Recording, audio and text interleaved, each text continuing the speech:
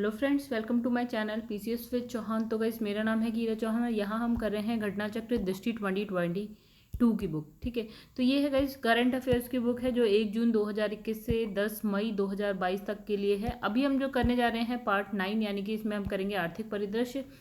आर्थिक परिदृश्य का एक पार्ट हम कर चुके हैं जो कि था पार्ट 8। 9 में हम ये कंप्लीट कर देंगे।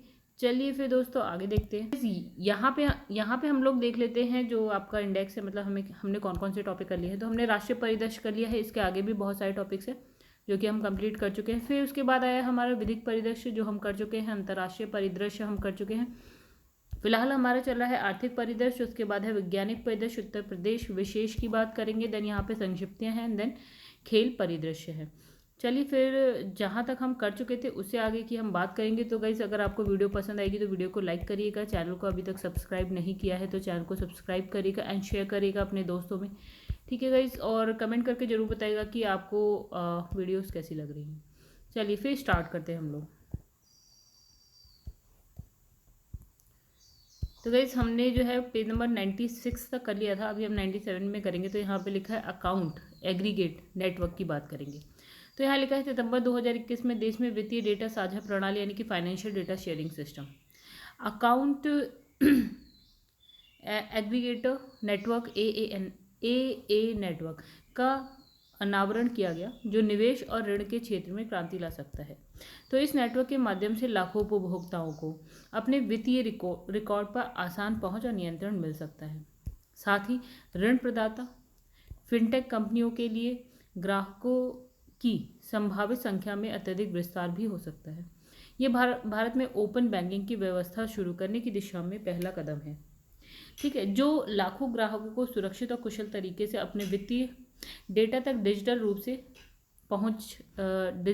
रूप में पहुंचने और इसे अन्य संस्थाओं के साथ साझा करने में सशक्त बनाता है।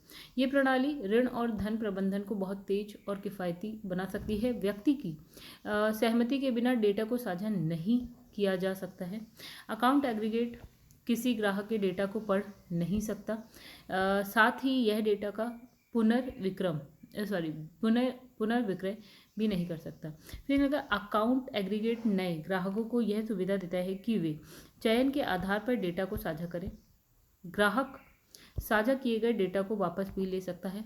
अकाउंट एग्रीगेट ग्राहकों के प्रति जिम्मेदार होते हैं, जिन्हें आरबीआई द्वारा विनियमित किया जाता है और जो डिजिटल रूप से हस्ताक्षरित और कूट भाषा का इस्तेमाल करते हुए डेटा साझा करते हैं।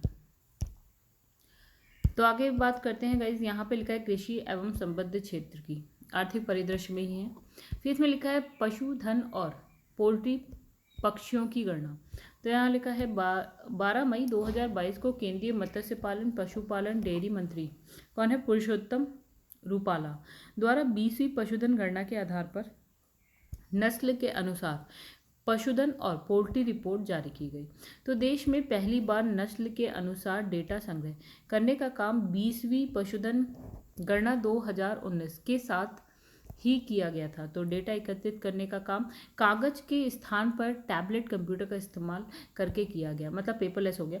फिर इसमें लिखा है राष्ट्रीय पशु अनुसंधान संस्थान ब्यूरो, ठीक है, NBARG की मान्यता के आधार पर पशुधन और पोल्ट्री पक्षियों की गणना की गई। रिपोर्ट में राष्ट्रीय पशु अनुवांशिक संसाधन ब्यूरो द्वारा पंजीकृत 19 चयनित प्रजातियों की 184 मान्यता प्राप्त स्वदेशी और विदेशी और जो आपकी संकर नस्लें होते हैं उसको शामिल किया गया।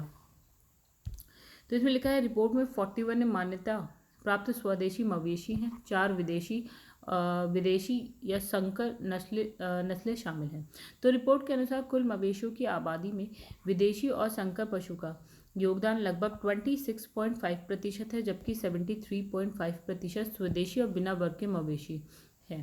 तो इसमें लिखा कुल विदेशी और संकर मवेशियों में संकर होल्स्टीन फ्रीजियन HF, ठीक है, के 93.3% की तुलना में संकर जर्सी का हिस्सा सर्वाधिक यानी कि 49.3% है। कुल देशी मवेशियों में गिर, लखीमी और साहिवाल नस्लों का प्रमुख योगदान है। फिर भैंसों में मुर्रा, नस्ल का प्रमुख योगदान है, यानी कि यहाँ लिखा है 42.8%, जो सामान्यतः उत्तर प्रदेश और राजस्थान में पाई जाती हैं।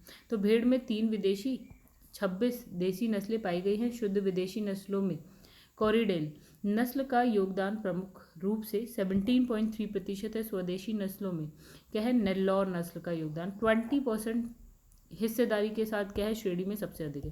तो इसमें लिखा है देश में बकरियों की 28 देसी नस्लें पाई गई हैं। और फिर इसमें लिखा है ब्लैक बंगाल नस्ल का योगदान 18.6% के साथ सबसे अधिक है। लिखा है विश्व वन स्थिति रिपोर्ट की बात करते हैं 2022 की। तो यहाँ पे लिखा है 2 मई 2022 को खाद्य एवं कृषि संगठन द्वारा विश्व वन स्थिति रिपोर्ट 2022 जारी की गई। The state of the world's forest report 2022। तो ये रिपोर्ट क्या है, दक्षिण कोरिया की राजधानी सियोल में 2 से 6 मई 2022 तक आयोजित 15वें विश्व वानिकी कांग्रेस के दायरे में के दौरान जारी की गई सॉरी। तो इसमें लिखा है 15वें विश्व वानिकी कांग्रेस का विषय यानी कि जो थीम है उसकी बात करते हैं तो वो है वन के साथ एक हरित, स्वस्थ और लचीले भविष्य का निर्माण। तो लिखा है वन पृथ्वी के कुल क्षेत्रफल के 31% पर विस्तृत है, जिसका कुल विस्तार जो है आपका कितना हेक्टेयर्स में देखो तो 4.06 बिलियन हेक्टेयर क्षेत्र में है, परंतु वनों के क्षेत्रफल में कमी आ रही है। तो वर्ष 1990 से अगर हम 2020 तक की बात करें तो निर्वनीकरण के कारण क्या है, 420 मिलियन हेक्टेयर वनों का क्या हो गया है, यहाँ पे नाश हो गया। निर्वनीकरण मतलब वनों को काटना या कुछ ऐसा ही। तो यद्यपि निर्वनीकरण की दर में गिरावट आई है, मतलब पहले ज़्यादा होती थी, अभी कम है फिलहाल। फिर इसमें लिखा है फिर भी वर्ष 2015 से 20 के मध्य निर्वनीकरण की जो दर है वो है 100 मिलियन हेक्टेयर प्रति वर्ष अभी भी। ठीक है, अब इसमें लिखा है वर्ष 2000 से 2020 के मध्य लगभग 49 मिलियन हेक्टेयर प्राथमिक वन लुप्त हुए हैं। फिर है रोपित वन की बात करें तो कुल पृथ्वी के 294 मिलियन हेक्टेयर क्षेत्रफल में ये हैं। ठीक है, जो वर्ष 2015 से 20 तक प्रतिवर्ष 1% से भी कम की दर से बढ़ रहा है। ठीक है, जो 2010 से 15 की अवधि में इसकी जो वृद्धि है वो कितनी थी, 1.4% से कम है, मतलब जो यहाँ पे थी 1.4%, अभी 1%। फिर वन जो है 80% उभयचर प्राणियों, 70% पक्षियों, 68% स्तनधारी जीवों को आवास प्रदान करता है। विश्वतरेखीय वन में लगभग 60% संवहनीय पौधों की प्रजातियां पाई जाती हैं। 700 मिलियन हेक्टेयर से अधिक वन वैधानिक रूप से संरक्षित क्षेत्र के अंतर्गत आते हैं। तो गाइस इसी में है कुल वैश्विक वन क्षेत्रफल का कितना है, 18% है। अब लिखा है वन पर्यावरण रिपोर्ट से लड़ने में सहायक है। ठीक है, सॉरी फिर से गलत हो गया गाइस, यहाँ लिखा है वन पर्यावरण जो परिवर्तन है यानी कि जो क्लाइमेट चेंज हो रहा है उससे लड़ने में सहायक है, क्योंकि ये क्या है 662 बिलियन टन कार्बन धारित करते हैं, जो कि संपूर्ण विश्व में मृदा और वनस्पतियों द्वारा धारित कार्बन भंडार के आधे से अधिक है। तो नेक्स्ट यहाँ पे लिखा है बागबानी फसलें। तो यहाँ लिखा है प्रथम अग्रिम अनुपात 2021-22। 28 मार्च 2022 को कृषि एवं किसान कल्याण विभाग द्वारा बागानी फसलों हॉर्टिकल्चरल क्रॉप के उत्पादन और क्षेत्रफल के संदर्भ में वर्ष 2021-22 हेतु प्रथम अग्रिम अनुपात तथा वर्ष 2020-21 हेतु अंतिम अनुमान जारी किए गए। तो इसमें लिखा है वर्ष 2021-22 के लिए प्रथम अग्रिम अनुमान के अनुसार अगर हम बात करें तो देश में बागानी फसलों का कुल उत्पादन 333.3 मिलियन टन अनुमानित है, जो कि वर्ष 2020-21 के अंतिम अनुमान के तहत आपका 334.6 मिलियन टन था। तो उसकी तुलना में 1.35 मिलियन टन कम है, राइट, यानी कि कितने परसेंट, 0.4% कम है। तो वर्ष 2021-22 में फसलों का उत्पादन लगभग जो है 102.9 मिलियन टन होने का अनुमान है, जबकि विगत वर्ष का उत्पादन जो था 102.5 मिलियन टन था। तो वर्ष 2021-22 में सब्जियों का कुल उत्पादन 199.9 मिलियन टन अनुमानित है, और इससे पहले कितना था 200.4 मिलियन टन, तो ये इससे कम हो गया। फिर इसमें लिखा है प्याज का उत्पादन 2020-21 और 2021-22। तो 20-21 कितना 26.6 मिलियन टन उत्पादन की तुलना में जब हम बात करेंगे 2021-22 में तो यहाँ पे क्या है 31.1 मिलियन टन अनुमानित है। अब यहाँ पे लिखा है आलू का उत्पादन वर्ष 2020-21 में 56.2 मिलियन टन था, जबकि 21-22 की अगर हम बात करें तो 53.6 मिलियन टन अनुमानित है। मतलब हर एक में आप देखेंगे ना 21-22 में क्या हो रहा है, कम हो रहा है। अब लिखा है अंतिम अनुमान वर्ष 2020-21, तो वर्ष 2020-21 में कुल बागबानी उत्पादन रिकॉर्ड 334.60 मिलियन टन होने का अनुमान है, जो वर्ष 2019-20 के कुल उत्पादन की तुलना में लगभग 14.13 मिलियन टन अधिक है। तो फलों का उत्पादन वर्ष 2019-20 में प्राप्त 102.08 मिलियन टन की तुलना में 2020-21 में कितना 102.48 मिलियन टन होने का अनुमान है। तो सब्जियों का उत्पादन की भी हम बात कर लेते हैं, तो यहाँ पे 2019-20 के 188.28 मिलियन टन की तुलना में 2020-21 में 200.45 मिलियन टन होने का अनुमान है, जो 6.5% की वृद्धि प्रदर्शित करता है। तो यहाँ वृद्धि ज़्यादा देख रहे होंगे आप। तो इसमें लिखा है 2019-20 में 26.09 मिलियन टन उत्पादन की तुलना में प्याज का उत्पादन 20-21 में कितना हो गया 26.64 मिलियन टन। तो यहाँ पे भी आप ज़्यादा देख रहे होंगे। फिर यहाँ 2020-21 में 56.17 मिलियन टन रिकॉर्ड आलू उत्पादन का अनुमान, और यहाँ 2019-20 में कितना था यहाँ पे 7.61 मिलियन टन से अधिक है। ठीक है, अब यहाँ लिखा है कुल बागबानी, यहाँ पे लिखा है 2019-20, 20-21 यानी 21-22। तो पहला अग्रिम अनुमान है 21-22 का, और 20-21 का अंतिम है, और यहाँ पे 19-20 का भी अंतिम है। राइट, तो यहाँ लिखा है क्षेत्रफल मिलियन हेक्टेयर में अगर देखें तो गाइस यहाँ पे देखिए आप जैसे जैसे आगे जाएंगे तो ये बढ़ता जा रहा है, कोई नहीं पूछ रहा आपसे कितना क्षेत्रफल है। फिर उत्पादन की भी बात करें तो 320 मिलियन टन हो गया, यहाँ पे 334 मिलियन टन बढ़ गया, और 333 या आसपास ये थोड़ा सा कम हो गया। अब यहाँ पे लिखेंगे भारत की ग्रामीण अर्थव्यवस्था में नवाचार रिपोर्ट। तो हाल ही में भारत की ग्रामीण अर्थव्यवस्था में नवाचार रिपोर्ट जारी की गई है। तो इस रिपोर्ट का शीर्षक देखिए क्या लिखा है गाइस। तो गाइस देखिए इसका शीर्षक क्या है, इसका शीर्षक है disruptive business model are stimulating inclusive growth in agriculture and rural finance. ठीक है, तो इस रिपोर्ट को भारतीय उद्योग परिसंघ एवं अमेरिकी प्रबंधन परामर्श कंपनी बैन एंड कंपनी द्वारा संयुक्त रूप से तैयार किया गया है। तो ग्रामीण अर्थव्यवस्था में कृषि क्षेत्र सबसे बड़ा उपक्षेत्र है। इस क्षेत्र ने वर्ष 2019-20 की तुलना में ग्रामीण जीडीपी में लगभग 37% योगदान दिया है। मतलब कितने लाख करोड़ रुपए, 35 लाख करोड़ रुपीस का। इसमें लिखा साथ ही ये क्षेत्र 350 मिलियन लोगों को रोजगार भी प्रदान करता है, यानी कि जितना भी कार्यबल है भारत में उसका क्या है 68%। राइट, फिर इसमें लिखा है विगत 5 वर्ष यानी कि 2015 से और 2020 तक की अगर बात करें तो इस दौरान क्या है 11% की वार्षिक चक्र वृद्धि दर के साथ कृषि ग्रामीण अर्थव्यवस्था में सबसे तेजी से वृद्धि करने वाला क्षेत्रों में से एक हो गया। ठीक है, अब इसमें लिखा है मुख्य फसलों के उत्पादन के द्वितीय अग्रिम अनुमान 2021-22 की अगर हम बात करें तो इसमें लिखा है 16 फरवरी 2022 को। कब आया है? 16 फरवरी 2022 को। कृषि किसान कल्याण मंत्रालय द्वारा 2021-22 की जो मुख्य फसलों के उत्पादन के द्वितीय अग्रिम अनुमान, ठीक है, यानी कि एस्टिमेट है, ये सेकंड एडवांस एस्टिमेट जारी किया गया।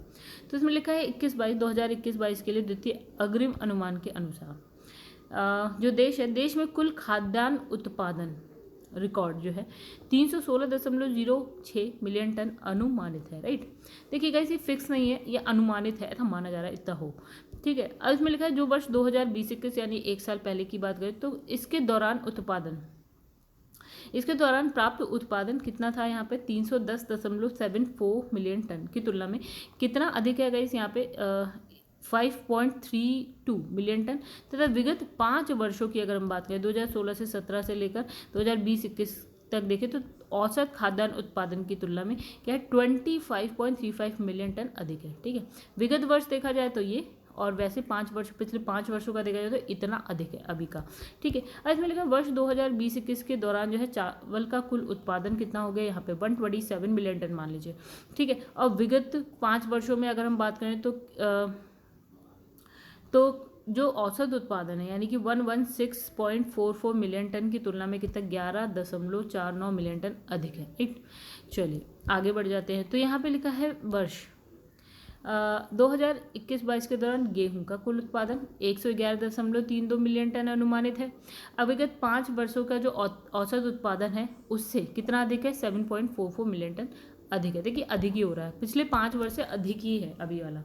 ठीक है, अब इसमें लिखा है 2021-22 के दौरान यहाँ दलहन का उत्पादन 26.96 मिलियन टन है, जो कितना अधिक है, 3.14 मिलियन टन अधिक है विगत 5, अगर पिछले 5 वर्षों की बात करें। वहीं तिलहन की बात करें तो कितना है आपका, 37.15 मिलियन टन है। ठीक है, तो यहाँ पे 2021 की बात करें तो उसका जो उत्पादन है, इतना उत्पादन 35.95 है मिलियन टन। ठीक है, तो वो क्या है, 1.20 मिलियन टन, और पिछले 5 वर्षों की बात करें तो 4.46 मिलियन टन अधिक है। अब यहाँ लिखा है मिथिला के मखाना को मिला क्या, जीआई टैग। तो जीआई टैग के बारे में आप जानते होंगे गाइस।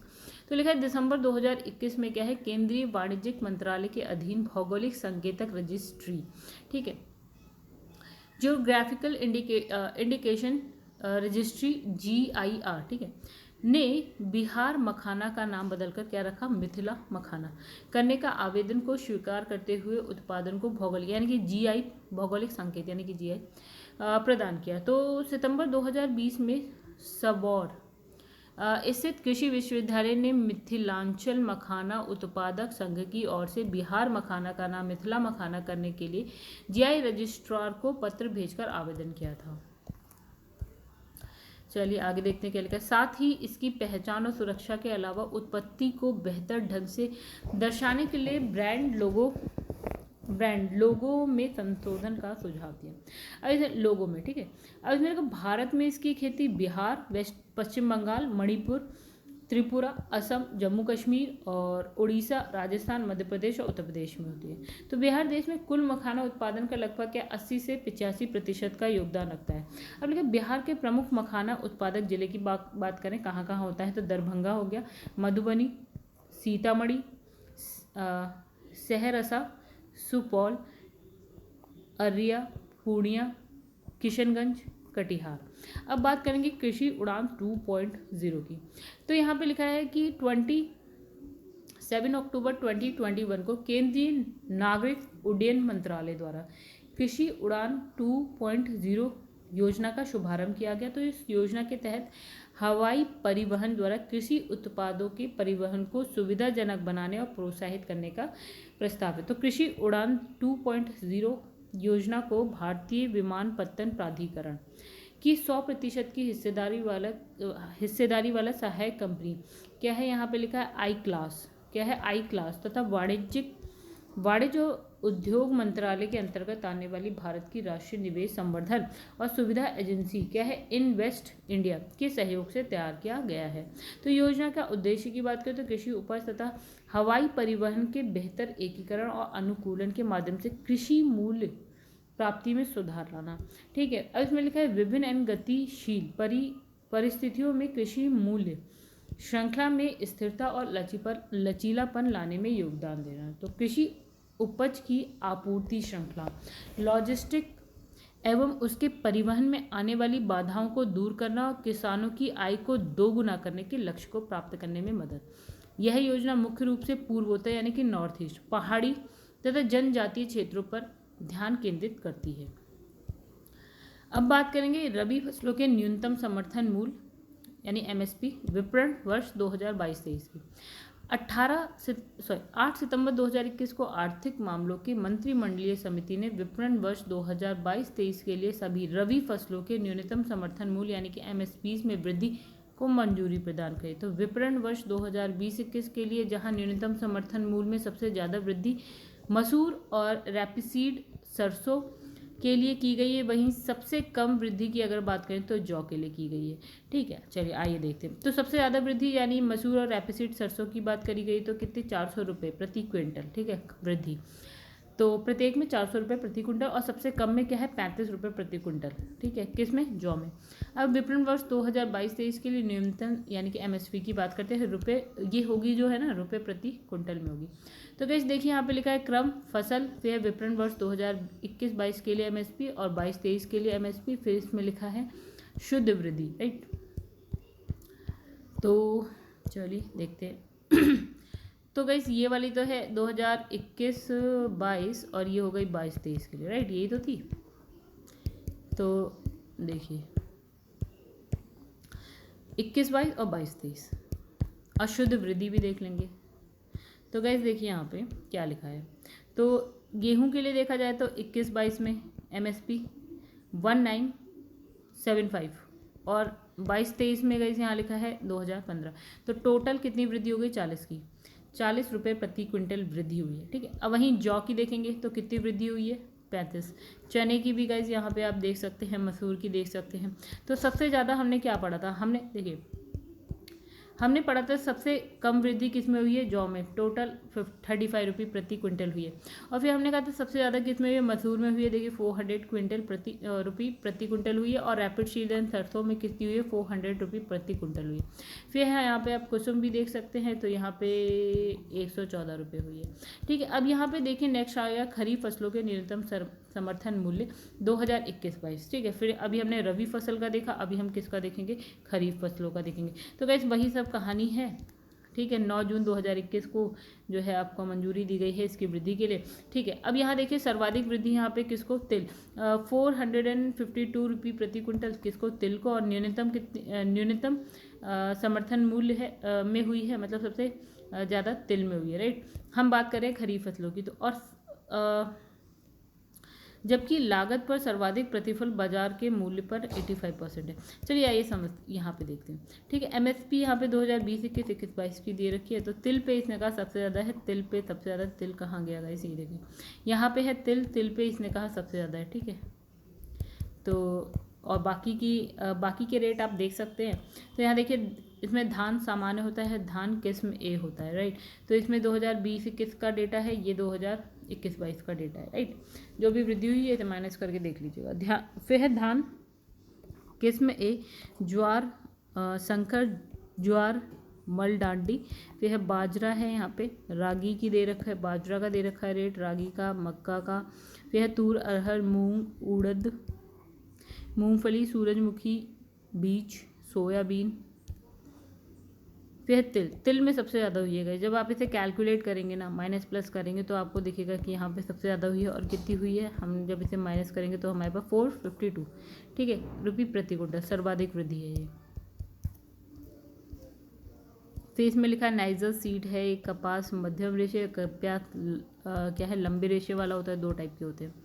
अब यहाँ बात करेंगे उद्योग क्षेत्र की हम यहाँ पे। तो यहाँ लिखा है निर्यात तैयारी सूचकांक 2021। तो 25 मार्च 2022 को नीति आयोग द्वारा प्रतिस्पर्धा संस्थान के सहयोग से निर्यात तैयारी सूचकांक 2021 जारी किया गया। तो सूचकांक के 4 स्तंभ है। एक तो हो गया नीति, 20% दिया गया आउट ऑफ 100। फिर इसमें लिखा है व्यापार पारितंत्र, यहाँ है निर्यात पारितंत्र और निर्यात प्रदर्शन, ठीक है। तो यहाँ पे है 40%, 20, टोटल मिला देंगे तो हो जाएगा आपका 100%। अब यहाँ लिखा है इस सूचकांक में राज्यों को 4 श्रेणियों में बांटा गया है। कौन कौन सी श्रेणी है? तो समूह A कौन से है? जो तटीय राज्य हैं आपके। समूह B में भू आबद्ध राज्य, C में है हिमालयी राज्य, D में केंद्र शासित प्रदेश और शहर राज्य, ठीक है। यानी लैंड लॉक्ड का क्या मतलब होता है? जैसे कि आप जब इंडिया का मैप बनाते हैं ना, तो बहुत सारे ऐसे देश जो कि आपके समुद्र से टच में ना हो, ठीक है, तो वो आपके लैंड लॉक होगा, मतलब जिसके चारों तरफ भी लैंड हो, ठीक है, तो वो होते हैं लैंड लॉक। फिर लिखा है रिपोर्ट के अनुसार समग्र रैंकिंग में शीर्ष 4 राज्यों में क्या है आपका? गुजरात 78.86 कुल स्कोर के साथ फर्स्ट नंबर पे। सेकंड नंबर पे है महाराष्ट्र, थर्ड नंबर पे कर्नाटका एंड फोर्थ नंबर पे है तमिलनाडु, राइट। फिर भू आबद्ध राज्यों में अगर हम बात करें तो इसने कहा कि हरियाणा जो है आपका 53.20 स्कोर के साथ फर्स्ट नंबर पे है। और सेकंड नंबर पे यूपी आ जाएगा, ठीक है, दूसरे स्थान पर है, ठीक है। और समग्र रैंकिंग में अगर यूपी की बात करें तो ये 6 नंबर पे, 6ठे स्थान पे। अब लिखा है बिहार जो है भू आबद्ध राज्य की श्रेणी में जो है 32.06 अंकों के साथ 10वें स्थान पे, और समग्र श्रेणी में मतलब ओवरऑल बात करें तो 22वें स्थान पर है। अब समग्र रैंकिंग में सबसे निचले स्थान पे कौन है? लक्षद्वीप है, जो कि है 36वें स्थान पे। देखिए गाइस 28 राज्य हैं और 8 केंद्र शासित प्रदेश हैं, तो टोटल कितने हो गए 36। तो 36 पे आपका लक्षद्वीप है, जबकि अरुणाचल प्रदेश और मिजोरम 35 एंड 34 पे है। अब चलिए भारत 5वां सबसे मूल्यवान शेयर बाजार हो गया है। चलिए यहाँ लिखा है कि 10 मार्च 2022 को भारत जो है भारत बाजार पूंजीकरण मार्केट कैपिटलाइजेशन के संदर्भ में दुनिया का 5वां सबसे बड़ा क्या हो गया आपका शेयर मार्केट हो गया। तो भारत ने यह उपलब्धि इंग्लैंड, कनाडा, सऊदी अरब के शेयर बाजार को पीछे छोड़ते हुए प्राप्त किए। तो मूल्य के संदर्भ में क्या है, अब भारत से आगे केवल अमेरिका, चाइना, जापान, हांगकांग का शेयर बाजार है। ठीक है, 5th नंबर पे कौन सा हो गया आपका, भारत हो गया। तो ये तो बहुत बड़ी बात है गाइस। तो यहाँ पे देखिए क्या लिखा है, दुनिया के शीर्ष शेयर बाजार का मूल्य इसने लिखा है। तो जैसे इसने कहा 1st नंबर पे है अमेरिका, इसका कितना है ट्रिलियन डॉलर में गाइस, तो है 47.32 ट्रिलियन डॉलर है जो मार्केट कैप यानी कि मार्केट कैपिटलाइजेशन है। ठीक है, अब चाइना की अगर बात करें तो 11.52 ट्रिलियन डॉलर है। यहाँ पे जापान 6 ट्रिलियन डॉलर के साथ 3rd नंबर पे है एंड 4th नंबर पे है हांगकांग जो कि 5.55 ट्रिलियन डॉलर। अब भारत का आप देखेंगे 3.21 ट्रिलियन डॉलर के साथ। फिर 5वें नंबर पे अब यहाँ पे लिखा है महिलाओं के पूर्ण स्वामित्व वाला पहला औद्योगिक पार्क। ठीक है, आइए देखिए क्या लिखा है इसमें। तो 8 मार्च 2022 को अंतर्राष्ट्रीय महिला दिवस कब होता है गाइस, 8 मार्च को, राइट। तो को हैदराबाद तेलंगाना में महिलाओं के पूर्ण स्वामित्व वाले देश के पहले औद्योगिक पार्क का उद्घाटन हुआ। इसमें लगा 100% महिला स्वामित्व वाले इस पार्क को फिक्की महिला संगठन तथा तेलंगाना सरकार की भागीदारी से स्थापित किया गया है। तो इस पार्क का परिचालन जो है 25 हरित परियोजनाओं के साथ प्रारंभ किया गया और महिला उद्यमियों हेतु 10% की सब्सिडी का प्रावधान है। अगले 50 एकड़ में विस्तृत इस पार्क के निर्माण में जो है आपका 250 करोड़ रुपए का निवेश यानी इन्वेस्टमेंट किया गया है।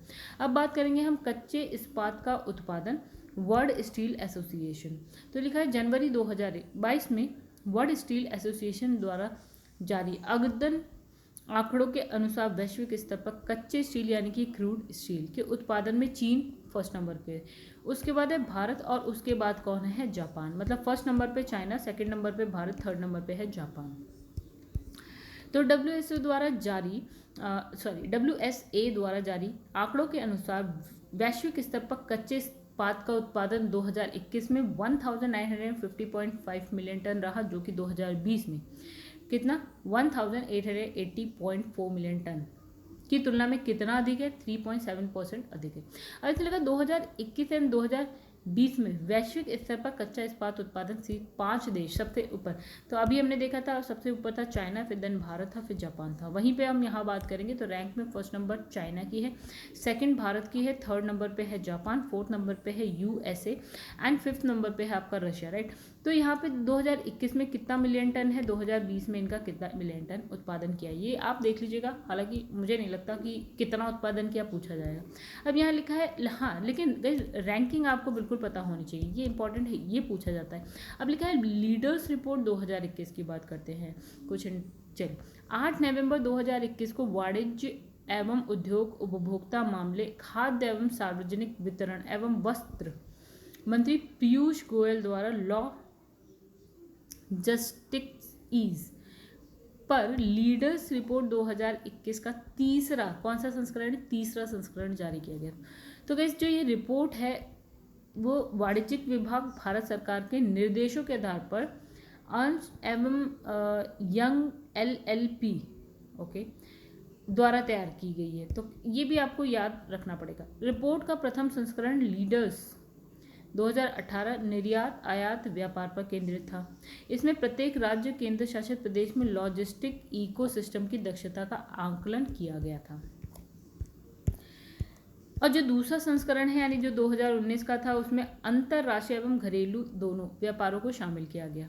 अब है वैकल्पिक रूप से सूचकांक का आधार तैयार करने के लिए कुल 21 संकेतकों इंडिकेटर्स, धारणाओं और वस्तुनिष्ठ चरों का सांख्यिकीय विश्लेषण करते हुए निम्नलिखित 3 श्रेणियों में से विभाजित किया गया है। पहला हो गया सर्विस यानी कि सेवा, फिर अवसंरचना और फिर है संचालनात्मक एवं विनियात्मक पर्यावरण। ठीक है, मतलब हो गया ऑपरेटिंग एंड रेगुलेटरी एनवायरनमेंट। फिर लिखा रिपोर्ट में प्रतिनिधित्व देने के उद्देश्य से राज्यों को 3 अलग अलग वर्गों यानी कि राज्य, उत्तर पूर्वी राज्य, हिमालय, केंद्र शासित प्रदेश और अन्य केंद्र शासित प्रदेशों में बांटा गया। इसमें लिखा लीडर्स 2021 सूचकांक में गुजरात, हरियाणा, पंजाब क्रमशः शीर्ष प्रदर्शन करने वाले 3 राज्य हैं। कौन कौन? गुजरात, हरियाणा एंड पंजाब। अब लिखा है उत्तर पूर्वी राज्यों व हिमालय केंद्र शासित क्षेत्रों में जम्मू और कश्मीर शीर्ष स्थान पर है। इसके बाद कौन सा है आपका? सिक्किम एंड देन मेघालय है। अन्य केंद्र शासित प्रदेशों की बात करें तो शीर्ष पर है दिल्ली और फिर उसके बाद है चंडीगढ़। अब यहाँ लिखा है उत्तर प्रदेश, झारखंड और उत्तराखंड ने लीडर्स 2019 रैंकिंग की तुलना में अपने स्थान में उल्लेखनीय सुधार किया है और ये शीर्ष सुधारकर्ताओं के रूप में सामने आए हैं। तो इन राज्यों के स्कोर देखिए 2021 में कितना है, ठीक है, इसे याद रखिए ना रखिए कोई बात नहीं। वर्तमान रिपोर्ट में राजस्थान, मध्य प्रदेश और बिहार का स्कोर देख सकते हैं आप। लिखा है रैंकिंग में पुडुचेरी, लद्दाख, दमन दीव एंड दादर नागर हवेली, अंडमान और निकोबार द्वीप समूह और लक्षद्वीप को बाहर रखा गया है। ठीक है, तो ये नाम भी आपको पता होना चाहिए कि किस किस को बाहर रखा गया। अब यहाँ लिखा है पीएम मित्र पार्क 21 अक्टूबर 2021 को भारत सरकार के वस्त्र मंत्रालय ने 7 पीएम मेगा एकीकृत वस्त्र क्षेत्र एवं परिधान पार्कों की स्थापना हेतु अधिसूचना जारी कर दी है। ठीक है, यह अधिसूचना वर्ष 2021-22 के केंद्रीय बजट में की गई घोषणा एवं केंद्रीय सरकार द्वारा प्रदत्त मंजूरी के अनुरूप जारी की गई है। पीएम मित्र प्रधानमंत्री के 5F यानी कि farm, fibre, factory, fashion, foreign vision से प्रेरित है। तो ये एकीकृत दृष्टिकोण अर्थव्यवस्था में वस्त्र क्षेत्र के विकास को और आगे बढ़ाने में सहायता प्रदान करेगा। तो इस योजना के तहत विभिन्न इच्छुक राज्यों में स्थित ग्रीन फील्ड, ब्राउन फील्ड स्थलों पर 7 पीएम मित्र पार्कों की स्थापना की जाएगी। तो इस योजना हेतु 2021-22 से 27-28 की अवधि के लिए 4,445 करोड़ रुपीस का बजटीय परिव्यय निर्धारित है। ठीक है, तो इस योजना का उद्देश्य वस्त्र उद्योग की संपूर्ण मुख्य श्रृंखला के लिए एकीकृत बड़े पैमाने पर और आधुनिक औद्योगिक अवसंरचना सुधार का विकास करेगा। फिर लिखा है greenfield and brown field PM Mitra park के विकास के लिए भारत सरकार की ओर से विकास पूंजी सहायता का प्रावधान किया गया। तो ग्रीनफील्ड पीएम मित्र पार्क के लिए प्रति पार्क 500 करोड़ रुपए की अधिकतम सहायता के साथ परियोजना लागत का 30% की दर से जो है विकास पूंजी सहायता का प्रावधान है। लिखा है ब्राउनफील्ड पीएम मित्र पार्क के लिए प्रति पार्क 200 करोड़ रुपए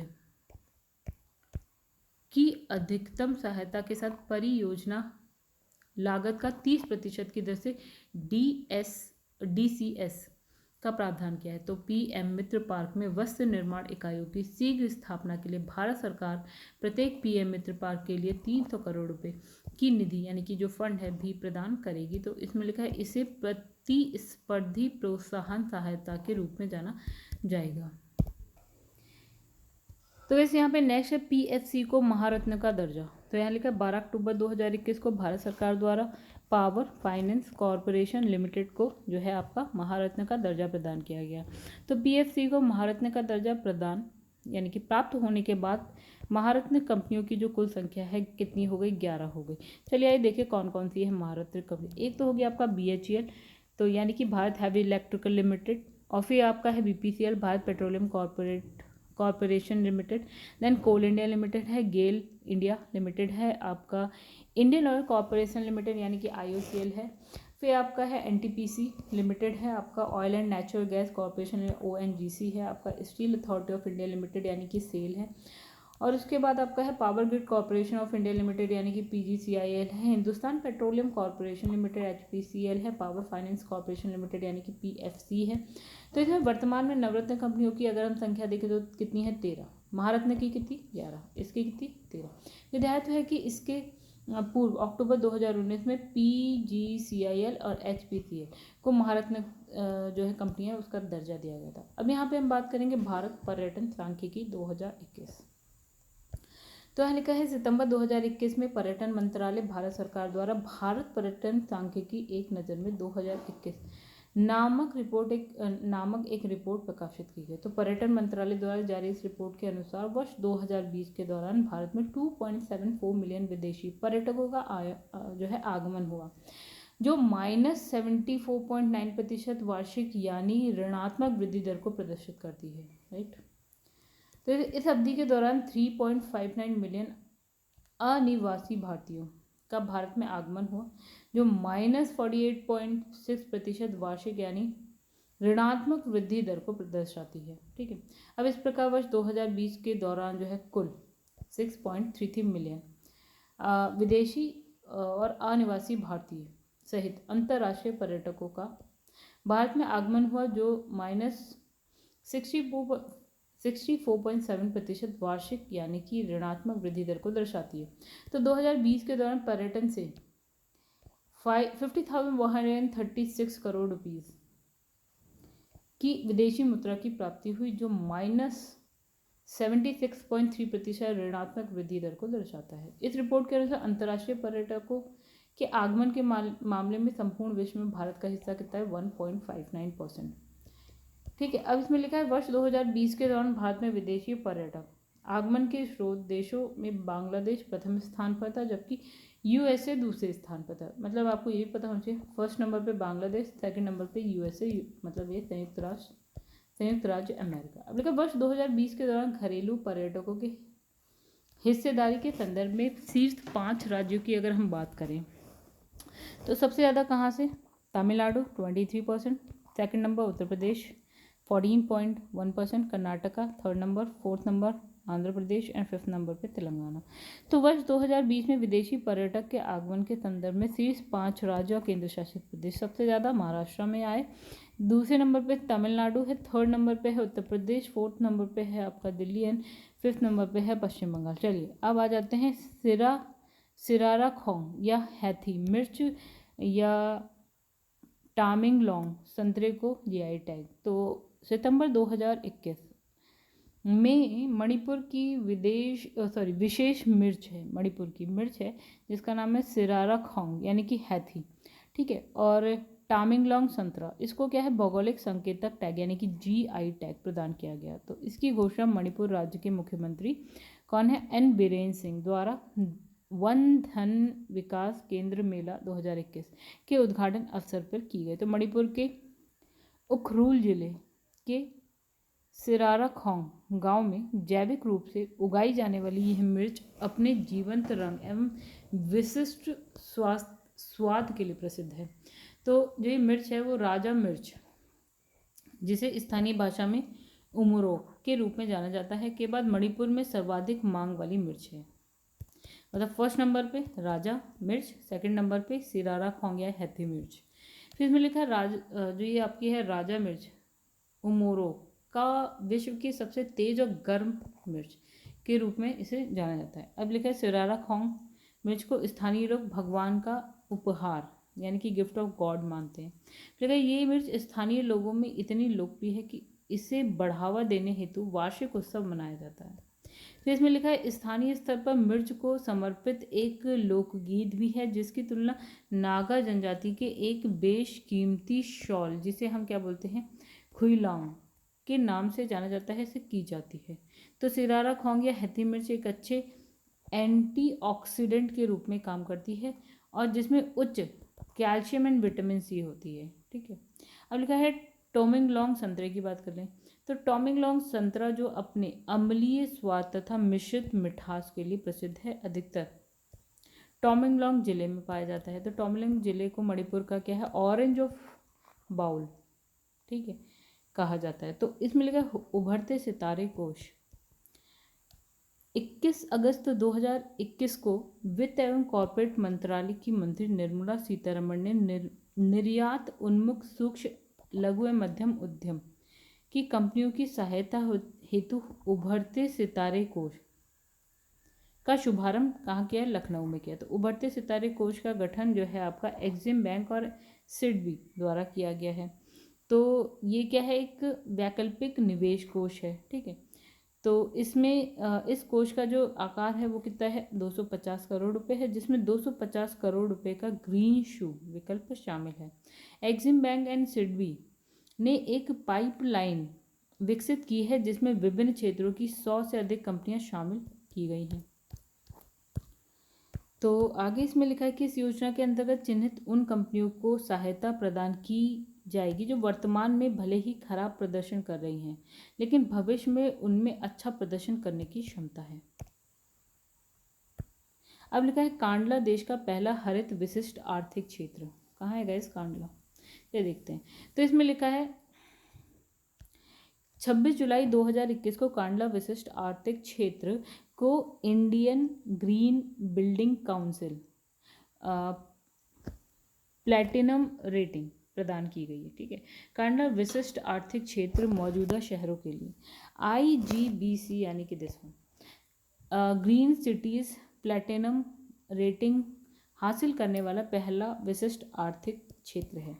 तो इस आर्थिक क्षेत्र को CII की इंडियन ग्रीन बिल्डिंग काउंसिल द्वारा ग्रीन मास्टर प्लानिंग, नीतिगत पहलों और हरित बुनियादी ढांचे के कार्यान्वयन हेतु IGBC प्लैटिनम रेटिंग प्रदान की गई है। कांडला SEZ के लिए यह रेटिंग इसलिए भी उल्लेखनीय है क्योंकि यह हरित क्षेत्र ऐसी जगह यानी कि भूज क्षेत्र पर विकसित किया गया है जहां जल संरक्षण और वनीकरण महत्वपूर्ण कदम है। तो कांडला विशिष्ट आर्थिक क्षेत्र देश का सबसे पुराना निर्यात जोन है। ठीक है गाइस, तो आप देखिएगा मैप में कांडला है कहाँ पे। अब लिखा है ग्लोबल स्टार्टअप इकोसिस्टम इंडेक्स 2021। तो जून 2021 में स्टार्टअप ब्लिंक द्वारा वैश्विक स्टार्टअप पारिस्थितिकी सूचकांक 2021 जारी किया गया। स्टार्टअप ब्लिंक द्वारा वर्ष 2017 से यह रिपोर्ट जारी की जा रही है। तो मतलब कहाँ कब से स्टार्ट है, 2017। इस सूचकांक में क्या है, वैश्विक स्तर पर 100 देशों और 1000 शहरों को शामिल किया गया है।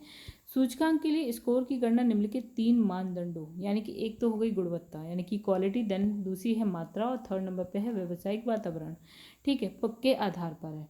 तो 10 शहरों में अमेरिका का सैन फ्रांसिस्को जो है आपका मतलब टॉप 10 में सैन फ्रांसिस्को जो है फर्स्ट नंबर पे है, जबकि भारत का एकमात्र शहर जो कि बेंगलुरु वो टॉप 10 में शामिल है। ठीक है, और टॉप 10 में भी 10वें स्थान पर है।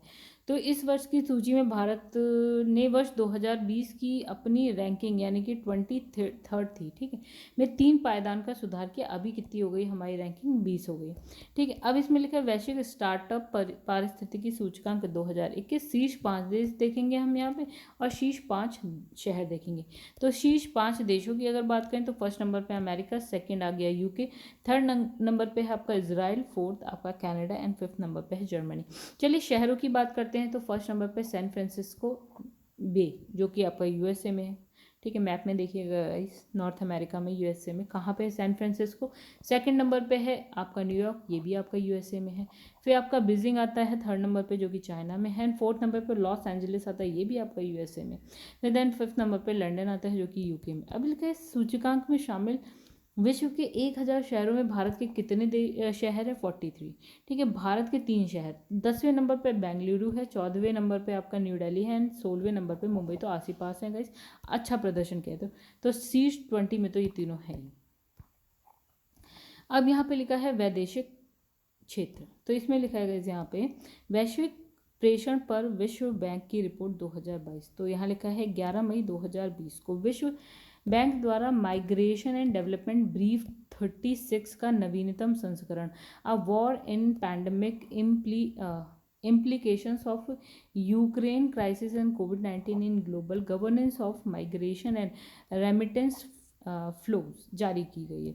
अब लिखा है रिपोर्ट के अनुसार वर्ष 2022 के दौरान निम्न और मध्यम अन्य वाले देशों में 4.2% की वृद्धि के साथ प्रेषण प्रवाह $630 बिलियन होने का अनुमान है। वर्ष 2021 में 8.6% की वृद्धि हुई थी जब प्रेषण प्रवाह बढ़कर $605 बिलियन हो गया था। 2021 में भारत को $89.4 बिलियन प्रेषण प्राप्त होने का अनुमान है।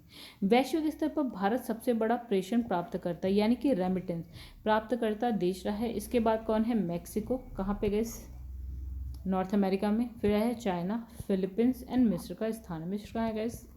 अफ्रीका महाद्वीप में। अब लिखा भारत का विदेशी ऋण दिसंबर अंत 2021, राइट। तो 31 मार्च 2022 को वित्त मंत्रालय, भारत सरकार के आर्थिक मामलों के विभाग द्वारा दिसंबर अंत 2021 से संबंधित विदेशी ऋण के आंकड़े जारी किए गए हैं।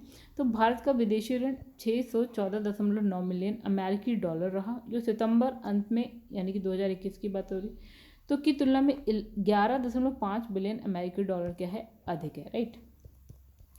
जीडीपी की तुलना में बाह्य ऋण का अनुपात दिसंबर 2021 में 20% रहा, जबकि सितंबर में ये 20.3% था, यानी कि यहाँ पे देखिए थोड़ा सा कम हो गया। भारत की बाह्य ऋण में वाणिज्यिक उधार 36.8% हिस्से के साथ विदेशी ऋण का सबसे बड़ा घटक है। मतलब वाणिज्यिक उधार हमने सबसे ज़्यादा लिया है, ठीक है। तो इसके बाद क्या है? भारतीय अनिवासियों की जमाएं कितनी हो गई यहाँ पे? 23.1%। फिर अल्पावधिक व्यापार ऋण कितना? 18% की हिस्सेदारी रही। अब लिखा है कि गाइस भारत के विदेशी ऋण में सबसे अधिक जो है 52.0 मतलब 52% ऋण अमेरिकी डॉलर में है। इतना ऋण हमने क्या है? अमेरिकी डॉलर में ले रखा है। इसके पश्चात जो है भारतीय रुपये में है 32%। फिर SDR ये कौन देता है गाइस? ये बताएगा कि जो SDR है, स्पेशल ड्रॉइंग राइट बोलते हैं इसको, ये देता है IMF, ठीक है। कितना? 6.7%।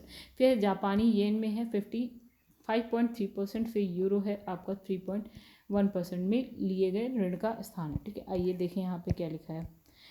ओके, तो भारत का पहला यूरो ग्रीन बॉन्ड की बात करते हैं। तो यहाँ लिखा है 13 सितंबर 2021 को विद्युत क्षेत्र के अग्रणी गैर बैंकिंग वित्तीय निगम NBFC power finance corporation limited PFC limited द्वारा 300 मिलियन यूरो का 7 वर्षीय यूरो बॉन्ड जारी किया गया।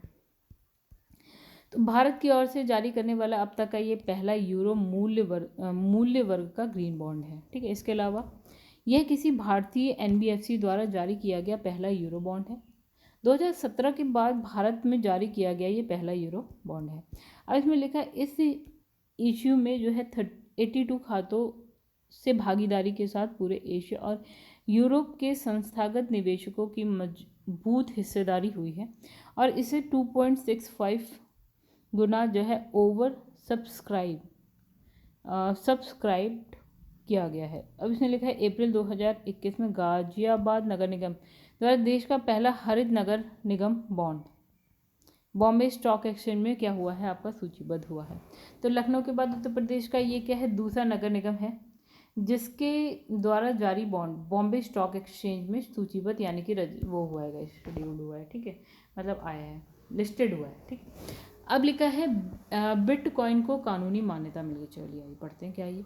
तो 7 सितंबर 2021 के मध्य अमेरिकी देश एल सल्वाडोर, कहाँ पे गए? मैप में जरूर देखिएगा, बिटकॉइन को वैध मुद्रा के रूप में अपनाने वाला विश्व का पहला देश बन गया। तो इम्पोर्टेंट है न्यूज़। फिर लिखा है जून 2021 में देश की संसद ने इस संबंध में एक कानून पारित किया। तो एल सल्वाडोर विदेशों से श्रमिकों द्वारा भेजे गए धन पर काफ़ी निर्भर है, जिसके चलते बिटकॉइन को अपनाने से यह प्रेषण की प्रक्रिया तीव्र और सुगम हो जाएगी।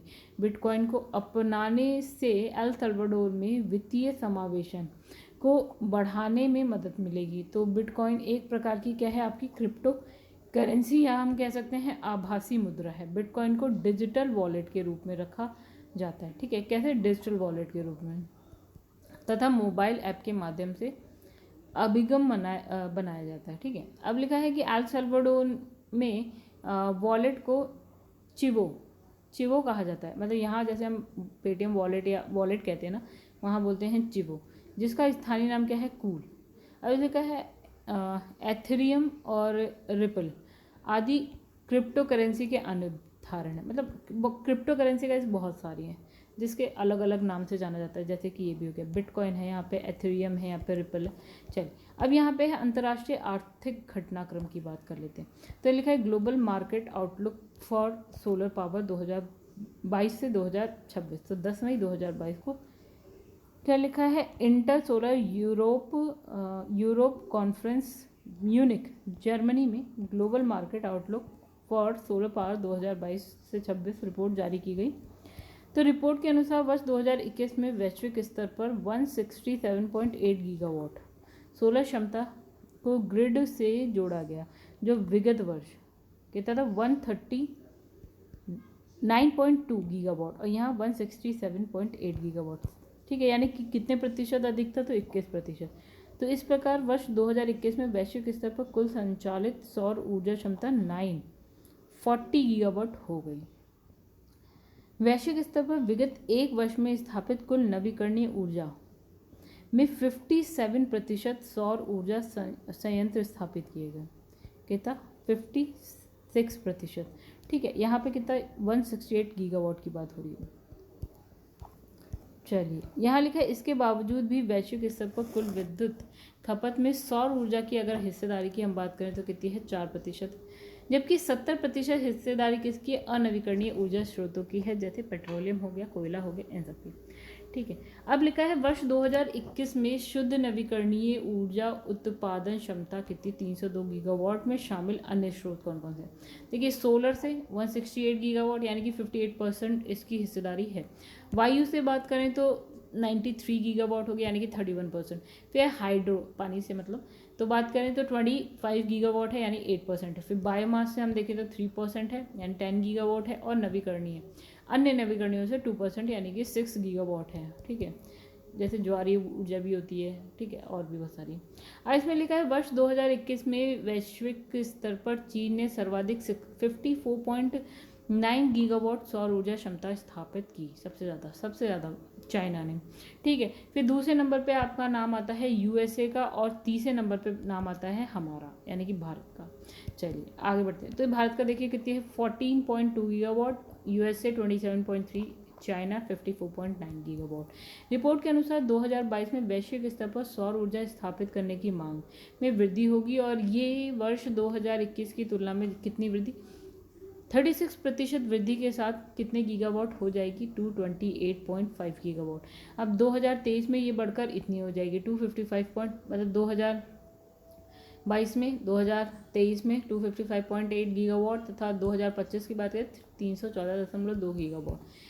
फिर गाइस यहाँ पे बात करें जो है 2026 तक सौर ऊर्जा का कुल स्थापित क्षमता 347 गीगावाट दर्ज की गई। तो 2021 में वैश्विक स्तर पर स्थापित कुल सौर ऊर्जा क्षमता पर शीर्ष 5 देशों की बात करें तो फर्स्ट नंबर पे है चाइना, सेकंड नंबर पे यूएसए, थर्ड नंबर पे जापान, फोर्थ नंबर पे जर्मनी एंड फिफ्थ नंबर पे हैं हम।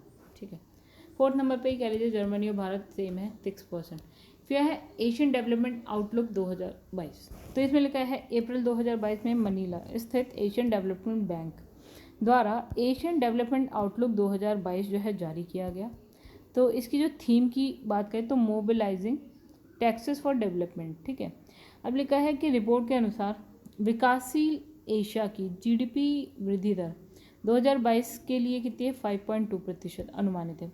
अब 2023 के लिए 5.3% अनुमानित है। 2020 और 2021 में जो विकासशील एशिया की वृद्धि दर कितनी लिखी है गाइस? माइनस में 0.8% और कितनी है 2021 में 6.9%। ठीक है, तो 20 में एक्चुअल में गाइस क्या हुआ था? कोविड आया था ना, इस वजह से भी कम है यानी कि माइनस में है। अब लिखा है चीन की जीडीपी वृद्धि दर वर्ष 2022 में 5% है, 2023 में 4.8% अनुमानित है। और 2020-21 की बात करें तो गाइस वही आप देख पा रहे होंगे कि 20 में तो कम ही है यानी कि 2.2 है, और 21 में कितनी है आपकी? 8.1 है। फिर रिपोर्ट के अनुसार दक्षिण एशिया की जीडीपी वृद्धि दर की अगर हम बात करें 2021 में कितनी है आपकी? 8.3 है। वहीं 22 में 7% अनुमानित है, और 20 की बात करें तो गाइस माइनस में कितनी है? माइनस में है 5.2% कोविड की वजह से। अब यहाँ लिखा है 2023 के लिए दक्षिण एशिया की जीडीपी वृद्धि दर 7.5% अनुमानित है। अब इसमें लिखा है 2021 में भारत की कुल सकल घरेलू उत्पाद वृद्धि दर कितनी? 8.9% अनुमानित है। कब की बात हो रही है? 2021। ठीक है, अब यहाँ लिखा है वहाँ वर्ष 2000 वही है, वहाँ नहीं होगा, वहीं वर्ष 2022 एवं 23 के लिए कितनी? 7.5 और 8% अनुमानित है। कैसे? हमें पता नहीं इतनी होगी या नहीं, लेकिन हम अनुमान लगाते हैं कि इतनी होगी। तो लेकिन जब हम 2020 की बात करते हैं तो ये क्या हो गई? माइनस में हो गई 6.6%। Just because of Covid. अगले वैश्विक आर्थिक संभावनाएं रिपोर्ट 2022 लिखा है जनवरी 2022 में प्रकाशित विश्व बैंक समूह की अर्धवार्षिक रिपोर्ट ग्लोबल इकोनॉमी प्रोस्पेक्ट 2022 यानी कि वैश्विक आर्थिक संभावनाएं के अनुसार वित्तीय वर्ष 2021 में भारतीय अर्थव्यवस्था की वृद्धि दर 8.3% अनुमानित है, जबकि अगले 2 वर्ष की बात करें यानी 22 और 23 की बात करें तो 8.7 एंड 6.8 अनुमानित है। ये भी ठीक है, पूर्वानुमान लगा दिया हमने। 2019 और 20 की अगर बात करें तो गए 2019 4%, 2020 -7.3 कोविड की वजह से। अब इसमें लिखा है नवीनतम रिपोर्ट के अनुसार 2021 में वैश्विक विकास दर 5.5% अनुमानित है, 2020 माइनस का 3.4% रही। अब लिखा है वैश्विक विकास दर वर्ष 2022 और 23 में देखें तो यहाँ लिखा है 4.1% एंड यहाँ पे लिखा है 3.2%। यह पूर्वानुमान रिपोर्ट के अनुसार 2021 में ब्रिक्स देशों में सर्वाधिक वृद्धि दर भारत कितनी 8.3% अनुमानित है, फिर China 8%, Brazil 4.9%, south Africa 4.6%, Russia 4.3% के साथ है। फिर हुरून इंडिया वेल्थ रिपोर्ट 2021 तो 18 फरवरी 2022 को हुरून रिपोर्ट द्वारा हुरून इंडिया वेल्थ रिपोर्ट 2021 का द्वितीय संस्करण जारी किया गया। तो इस रिपोर्ट के साथ ही हुरून इंडिया लग्जरी कंज्यूमर सर्वे 2021 का दूसरा संस्करण भी जारी किया गया। तो हुरून रिसर्च इंस्टीट्यूट द्वारा 350 भारतीय करोड़पतियों का सर्वेक्षण किया गया जिनकी व्यक्तिगत संपत्ति 1 मिलियन अमेरिकी डॉलर यानी कि 7 करोड़ रुपए है। अर्थात जिन भारतीयों की व्यक्तिगत संपत्ति 1 मिलियन अमेरिकी डॉलर है उन्हें करोड़पति के रूप में परिभाषित किया गया। 7 करोड़ रुपए जिसकी संपत्ति है तो ये करोड़पति हो गएगा। इस 7 करोड़ कोई बहुत बड़ी रकम तो नहीं है। अब इसमें लिखा है मतलब ये मतलब क्या है, ये मतलब अमीर लोगों में आ गए हैं। तो इसमें लिखा है 350 करोड़पतियों में 12% ऐसे करोड़पति हैं जिनकी व्यक्तिगत संपत्ति 100 करोड़ रुपए है। ये तो माना जा सकता है। उन्हें सुपर रिच की संज्ञा दी गई। तो 7 करोड़ वाले रिच हैं, 100 करोड़ वाले सुपर रिच हो गए। चलिए ये तो हम नहीं हैं। तो इन अरबपतियों की औसत संपत्ति 6.7 मिलियन अमेरिकी डॉलर है और इनकी जो है औसत आयु 35 वर्ष अभाव, जो पिछले वर्ष की तुलना में 1 वर्ष अधिक है। अब इसमें लिखा है इस वर्ष के अरबपतियों में पुरुषों और महिलाओं का अनुपात 8:2 है। देश में सर्वाधिक करोड़पति परिवार जिनकी 7 करोड़ से अधिक संपत्तियां हैं की संख्या मुंबई में सबसे ज़्यादा मुंबई में। ठीक है, तो मुंबई को करोड़पतियों की राजधानी का, तो ये लो नई बात पता चली कि मुंबई को करोड़पतियों की राजधानी कहा जाता है। अब विश्व आर्थिक आउटलुक अप्रैल 2022। तो यहाँ लिखा है कि अप्रैल 2022 में अंतर्राष्ट्रीय मुद्रा कोष यानी कि IMF द्वारा जारी अद्यतन रिपोर्ट विश्व आर्थिक आउटपुट अप्रैल 2022 जारी की गई। तो इसका जो शीर्षक है वो है war sets back the global recovery. ठीक है, अब इसमें लिखा है रिपोर्ट में भारतीय अर्थव्यवस्था की वृद्धि दर वर्ष 2021 के लिए 8.9% दर्ज की गई है, जबकि 2022 और 23 की अगर बात करें 8.2%, 6.9% पूर्वानुमान है। अब लिखा है वर्ष 2021 में वैश्विक अर्थव्यवस्था की वृद्धि दर 6.1% दर्ज की गई है, जबकि 2022 और 23 के लिए 3.6% पूर्वानुमानित है। राइट, अब लिखा भारत में सबसे मूल्यवान हस्तियों की बात कर लेते हैं। तो 30 मार्च 2022 को क्या लिखा है डफ एंड फिलिप क्रोल द्वारा celebrity brand valuation study 2021 report प्रस्तुत की गई। तो रिपोर्ट के अनुसार भारतीय क्रिकेटर जो है विराट कोहली 185.7 मिलियन डॉलर की ब्रांड वैल्यू के साथ लगातार 5वें वर्ष का 30 यानी कि फर्स्ट नंबर पर रहे। वहीं अभिनेता हैं रणवीर सिंह, अनुष्का शर्मा के नहीं किसके दीपिका पादुकोण के हस्बैंड। तो guys Ranveer Singh 158.3 million dollar की ब्रांड वैल्यू के साथ सेकंड नंबर पे हैं एंड अक्षय कुमार जो है आपके तीसरे नंबर पे हैं, जबकि आलिया भट्ट जो है आपकी चौथे नंबर पे हैं। ठीक है, चलिए हो गया। First number Virat Kohli, second number Ranveer Singh, third number Akshay Kumar, fourth number पे है आलिया भट्ट। विश्व आर्थिक स्थिति एवं संभावना रिपोर्ट मध्य 2022। तो इसमें लिखा है कि 13 जनवरी 2022 को संयुक्त राष्ट्र द्वारा जारी रिपोर्ट विश्व आर्थिक स्थिति एवं संभावना 2022 में वर्ष 2021 के लिए वैश्विक अर्थव्यवस्था की वृद्धि दर 5.5% अनुमानित कर प्रतिशत अनुमानित किया गया है, जबकि इसी अवधि में भारत की जीडीपी वृद्धि दर 9% है। अब लिखा है यहाँ पे 9% भी अनुमानित है गाइस। तो यहाँ लिखा है विश्व उत्पादन सकल घरेलू उत्पाद की वृद्धि दर 2020 से 2023 तक की कहानी बता रखी है इसने। तो गाइस ए बी यहाँ पे जो लिखा है, चलिए ए मतलब हो गया अनुमान, बी मतलब पूर्वानुमान हो गया। ओके, क्योंकि अब पूर्वानुमान ही होगा ऑब्वियसली, आगे का है तो यहाँ अनुमान है 2021 का। ठीक है, अब यहाँ पे देखिए आप ये डेटा देख सकते हैं विश्व में, इसमें वार्षिक परिवर्तन प्रतिशत में दे रखा है। तो विश्व में अगर हम बात करें गाइस तो 2020 में कोविड था, तो देखिए गाइस कोविड में सब माइनस में है, बस एक आप ये कहानी देख सकते हैं चाइना की जो एक प्लस में चल रहा है 2.3, बाकी आप देख लीजिए सब माइनस में है आपके नीचे तक। ठीक है, अब बात करते हैं 2021 की, अनुमानित जो है वो है विश्व में 5.5 विकसित अर्थव्यवस्थाओं की, 4.8 है यूएसए, 5.5 जापान, 2. तो गाइस ये डेटा आप देख लीजिएगा, मैं क्या बोलूँ, आप लोग ये डेटा एक बार अपने आप से ही देख लीजिए। चलिए आगे बढ़ते हैं। तो IIFL wealth Hurun India rich list 2021 की बात करते हैं। चलिए कुछ इंटरेस्टिंग पढ़े। लिखा है कि 30 सितंबर 2021 को Hurun India and IIFL wealth में संयुक्त रूप से भारतीय अमीरों की 10वीं सूची जारी की गई। भारतीय अमीरों की बात हो रही है यहाँ पे। चलिए, तो इस सूची में 1007 व्यक्तियों को स्थान मिला है, राइट। तो जो पिछले वर्ष यानी कि 2020 की तुलना में इतनी अधिक है, 179 अधिक है। ठीक है, दायित्व की सूची में उन्हीं अमीरों को स्थान दिया गया है जिनकी संपत्ति जो है आपकी 1000 करोड़ रुपए से ज़्यादा है, जहां हम कभी नहीं पहुंच पाएंगे। फिर यहाँ पे लिखा है कि 7,18,000 करोड़ रुपए की संपत्ति के साथ मुकेश अंबानी कितने साल के हैं, 64, तो लगातार 10वें वर्ष सबसे अमीर भारतीय हुए। ठीक है, आइए चलिए आगे देखते हैं। फर्स्ट नंबर पे आ गए आपके मुकेश अंबानी एंड परिवार, तो ये कितने करोड़ रुपए हैं आप देख सकते हैं। रिलायंस इंडस्ट्री है इनकी कंपनी और यहाँ पे स्थान है मुंबई। दूसरा है गौतम अडानी एवं परिवार, अडानी ग्रुप, और यहाँ पे हो गया अहमदाबाद में स्थित है। शिव नाडार एवं परिवार क्या है, HCL नई दिल्ली। फिर इनके आप करोड़ रुपए आप देखिए। फिर इसमें लिखा है SP हिंदुजा एवं परिवार, तो हिंदुजा कंपनी लंदन में।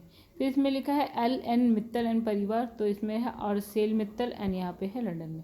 ठीक है, अब इसमें लिखा है OECD आर्थिक परिदृश्य 2021। 21 सितंबर 2021 को OECD द्वारा आर्थिक परिदृश्य अंतरिम रिपोर्ट 2021 को प्रकाशित किया गया। तो इस रिपोर्ट के अनुसार क्या है, 2021 और 22 में वैश्विक जो GDP है उसकी वृद्धि दरें क्रमशः 5.7 है और 4.5% है। तो वैश्विक अर्थव्यवस्था की वास्तविक GDP वृद्धि दर की बात करें, प्रतिशत में बात करते हैं, तो 20, 21 और 22 की, 2020, 21, 22, तो विश्व की देखिए यहाँ पे 20 में तो सब माइनस चली कहानी। ठीक है गाइस, सारी माइनस चली है, बस एक चीन की हमने क्या देखा था 2.3 प्लस में थी। और बाकी 2021 की आप देख लीजिए, 2022 की आप यहाँ पे देख सकते हैं विश्व की G20, फिर आपकी किसकी है, USA की, Japan, Brazil, China, Bharat, Russia and दक्षिण अफ्रीका। तो कहानी हम देखते हैं बहुत इंटरेस्टिंग गाइस। तो यहाँ पे आप देखेंगे ना भारत की, यहाँ पे देखिए 9.7 और यहाँ पे 7.9, जो कि है इन सब में सबसे ज़्यादा। चलिए ये कहानी अच्छी लगी। चलिए आगे बढ़ते हैं। तो यहाँ पे है वैश्विक सूचकांक की बात करते हैं। तो जैसे अरबपतियों की फोर्ब्स सूची 2022 की बात, अप्रैल 2022 में क्या है 36वीं वार्षिक फोर्ब्स अरबपतियों की सूची जारी हुई, 2022 जारी। तो सूची में शामिल विश्व के सर्वाधिक अमीर व्यक्तियों की निवल संपत्ति कितनी है, देखो यहाँ पे लिखा है 12.7 ट्रिलियन डॉलर, जो विगत वर्ष कितनी 400 बिलियन डॉलर क्या है, कम है, फिलहाल कम हो गई 400 बिलियन डॉलर। तो इस वर्ष की सूची में क्या है 219 बिलियन डॉलर की कुल संपत्ति के साथ विश्व के सबसे धनी आदमी कौन हो गए, एलन मस्क। तो इनकी न्यूज़ आजकल आप ना नॉर्मली भी सुनते होंगे।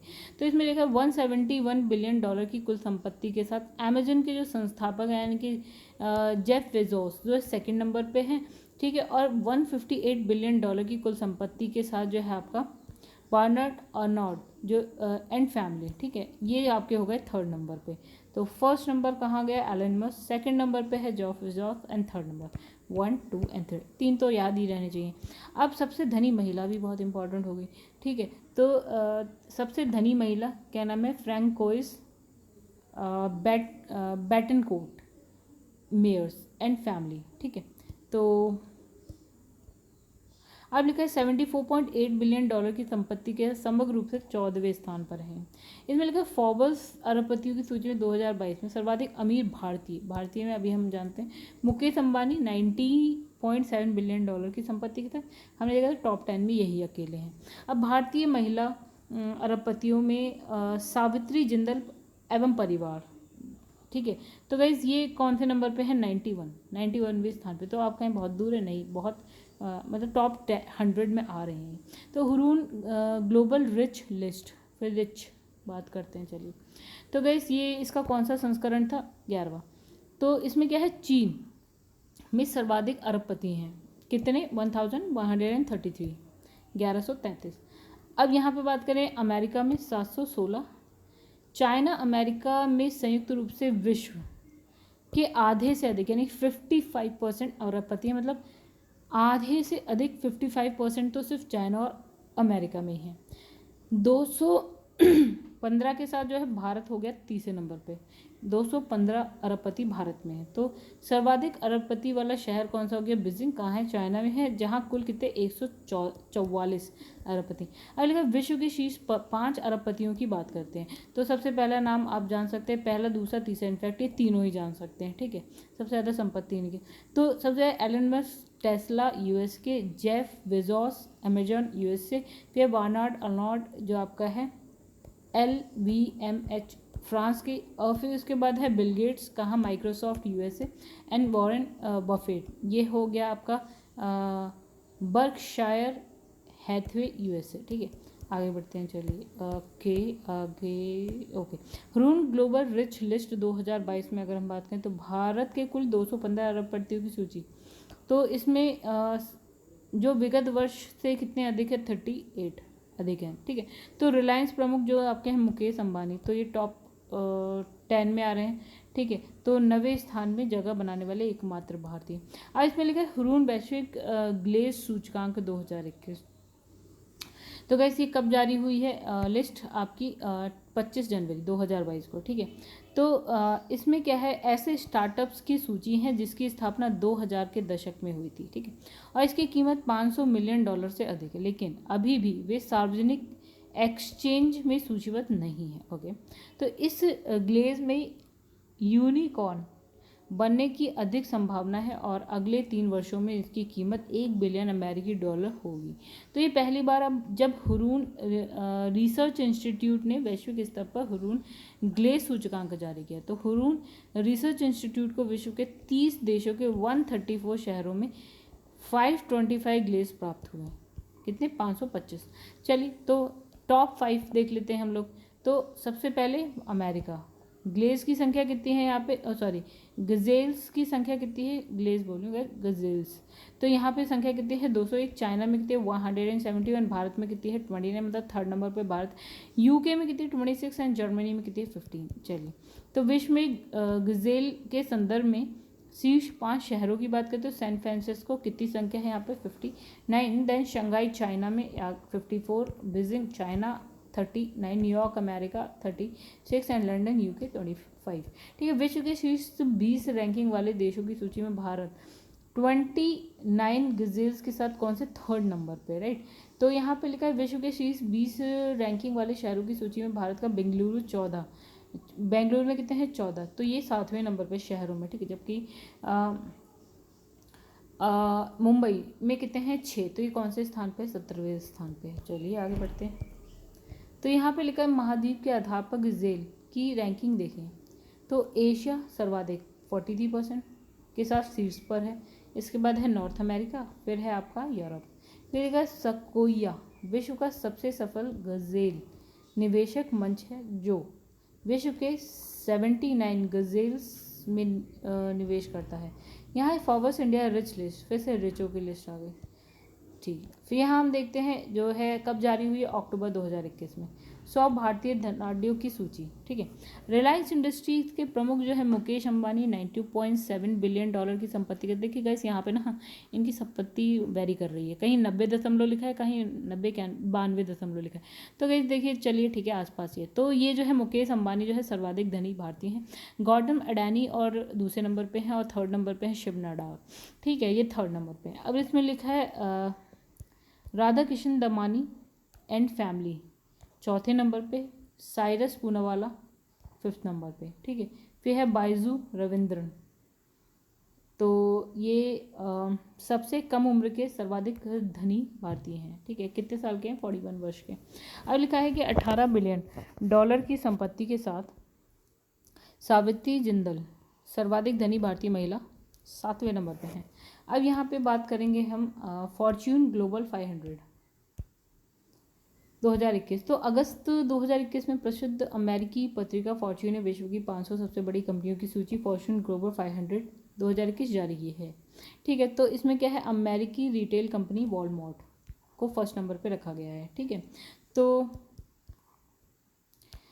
तो इस सूची में जो शामिल विश्व की 500 सबसे बड़ी कंपनियों के राजस्व में कमी दर्ज की गई। इसमें लिखा है 2020 में 33.3 ट्रिलियन डॉलर के रिकॉर्ड स्तर पर पहुंचने के बाद 2021 में इन कंपनियों का कुल राजस्व 4.8% की गिरावट के साथ 31.7 ट्रिलियन डॉलर पर पहुंच गया। मतलब पहले कितना 2020 में कितना 33.3 था, 2021 में कितना हो गया आपका 31.7।